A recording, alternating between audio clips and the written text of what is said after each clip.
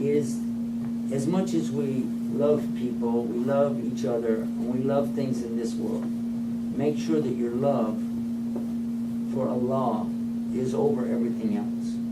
So that no matter whoever or whatever comes along, you'll put Allah first, and not something that He created.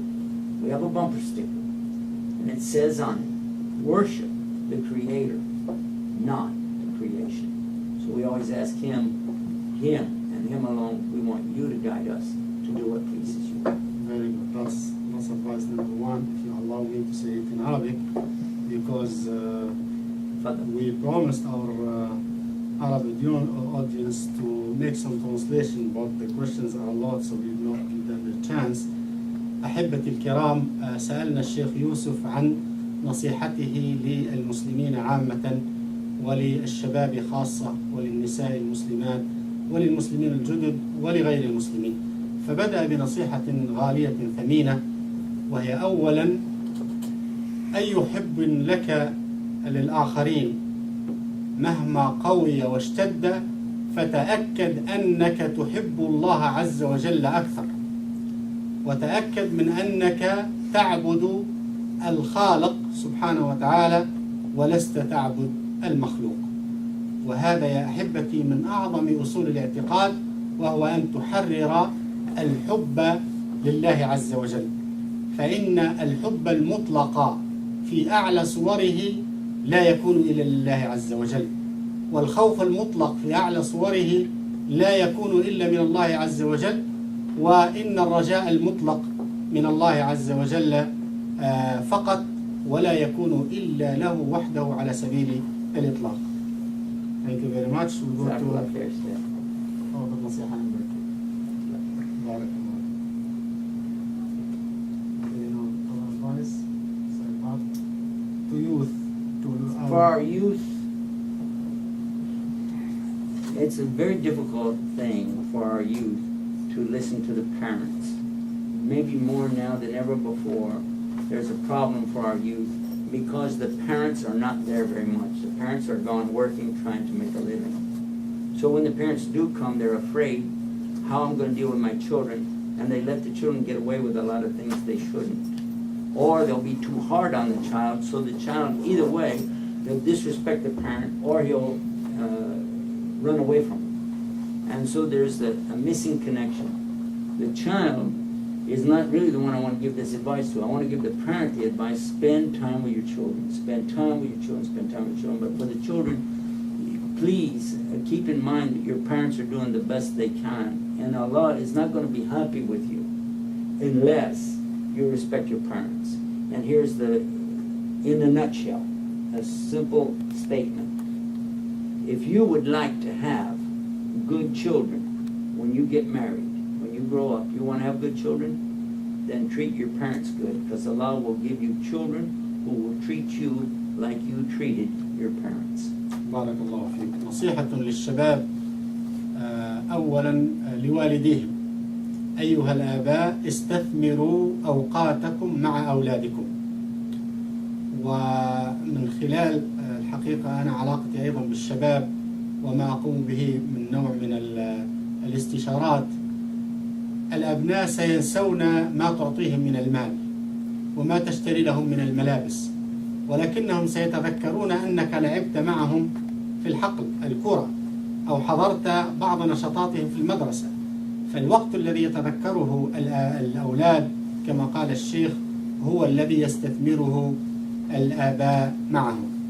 ثم في المقابل إذا أردت النصيحة للشباب من الشيخ، فهو يقول على الشباب أن يتذكروا أن آباءهم يحبونهم ويحرصون على مصلحتهم كل الحرص، وأنك أنت أيها الشاب إذا أردت أن يكون لك أبناء صالحين فيما بعد، فعليك أن تكون ابنا صالحا لوالديك. والشباب أيها الأحباب هم الدم الحار المتدفق في جسد الأمة. التغيير والإصلاح لا يكون إلا عن طريق الشباب، وقد أرسل الله سبحانه وتعالى الأنبياء شبابا، والصحابة الذين شدوا من أزر النبي صلى الله عليه وسلم ونصروا الإسلام كانوا شبابا. فرسالة الإسلام لا يمكن أن تحمل حملا صحيحا متكاملا إلا عن طريق شباب هداة مهتدين إنهم فتية آمنوا بربهم وزدناهم هدى. Our ladies will be mad if we don't, our sisters, if we don't give them some advice. Well, when they ask me to give advice to the ladies, I have to tell them that I would like to take advice from the ladies because actually, no, seriously, my mother was the one who really raised me up along with my sisters, and then I have daughters, and I really don't have that, only a couple of sons, that was it. So I have a lot of influence from the women. The women around me, including my wife today, they're the ones who inspire me, they're the ones that actually guide me in this life, and sometimes even correct me. You know, my own daughter came, her husband is studying in Medina, she'll come and correct me on things, and Dad, that's not the way the hadith was, or Dad, you said the ayah wrong, and so I will take the advice from the ladies. I will tell you, ladies, and just keep this in mind when you're dealing with your husbands, that your husband is the first baby you have, and you have to baby him. The second thing I will tell you is that we men are not really able to take the pain that you women are able to take, and I think you know that. So do be patient with us, do make dua for us, and remember that if you are really helpful to your husband, to your sons, and to your brothers, to your fathers, and you will be patient with us, tolerate us for what we do, I know that Allah, He's going to reward you with things that we could never give you in this life. And you will never, ever find in this life what you deserve, but you will find it in the next life. So keep being patient with us, and keep up your salah, and keep on keeping on. That's the best thing for our sisters. جزاكم الله خير. نصيحة الشيخ يوسف للنساء هو أولا يقول أنا أحتاج إلى النصيحة من النساء ولا أعطيهم النصيحة لأني أخذت النصيحة والتربية من أمي ومن أختي ومن بنتي أيضا التي كانت تصححني أحيانا وأقبل ذلك. لكن أقول للنساء إن الزوج هو الطفل الأول الذي رزقك الله إياه، فأحسني تربيته وأحسني تعهده وأحسن القيام على أمره.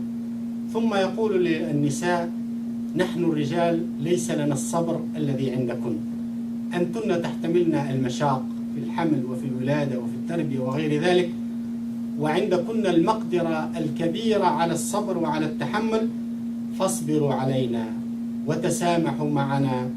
نحن الآباء والأزواج والإخوان والأبناء نخطئ كثيرا في حقكم، فكرم منكم أيها النساء أيتها الأخوات أن تتعاملوا مع الآباء ومع الأزواج ومع الأولاد والإخوان بصبر وتحمل.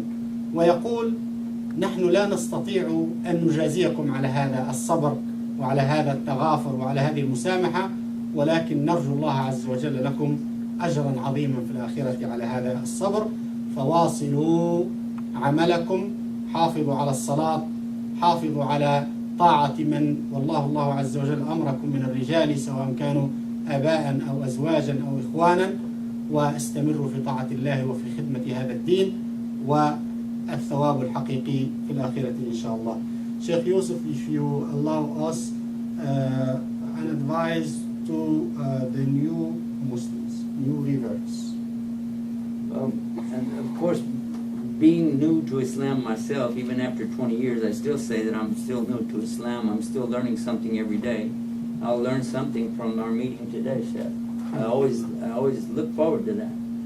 And in this advice, what we're talking about for a new Muslim, I asked them also the same, similar to what I was saying to the sisters, do be patient with us Muslims. I'm going to explain, because you might be surprised that the biggest problem you're going to find is not going to be from the outside. It's going to come from the inside. The biggest problem usually Muslims, new Muslims talk to me about is other Muslims. They say, oh, how could these guys do this, and why they did so and so, and how? Well, this is part of the test. And realize too that you don't need to reinvent Islam. Islam does not need to be reinvented. Everything is perfect in Islam. The problem is the Muslims. But don't take the Muslims on head on and start thinking you need to be by yourself or with some little weird group. Stay with the mainstream Muslims. That's your test.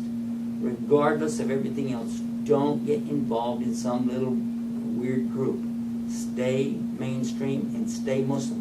You don't need any other label. Saying I am Muslim is more than sufficient. I don't care who tells you different. Allah said in the Quran, He is the one who named you Muslim. And He even said don't die except as a Muslim. He didn't mention any other group. So just be a Muslim. If you can do that, you've got the success. Pray for your brothers, don't curse them. Work with your brothers, not against them. Because your brothers really are the ones that when you die, they're going to be the ones who wrap you. They're going to be the ones who care for you. They're going to be the ones who put you in the grave. They're going to be the ones who remind you what to say. And really, they're going to be making so much dua for you. And I realize that there are difficulties that all of us Muslims have. Another point, for new Muslims, do not get involved in Muslim politics in the masjid.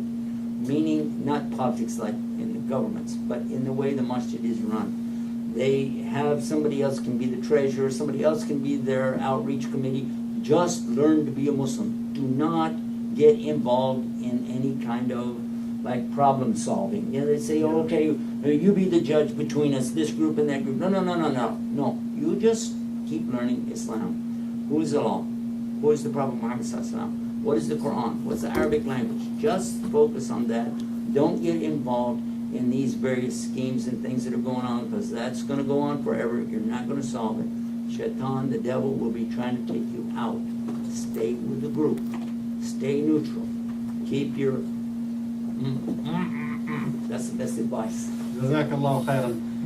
نصيحة الشيخ يوسف للمسلمين الجدد: كن صبورا، فإن المشاكل ستجدها من الداخل بين المسلمين وليست من خارج الصف الإسلامي. فعليك أن تكون صبورا، وعليك أن تحتسب ذلك نوعا من الابتلاء من الله سبحانه وتعالى والاختبار من الله عز وجل.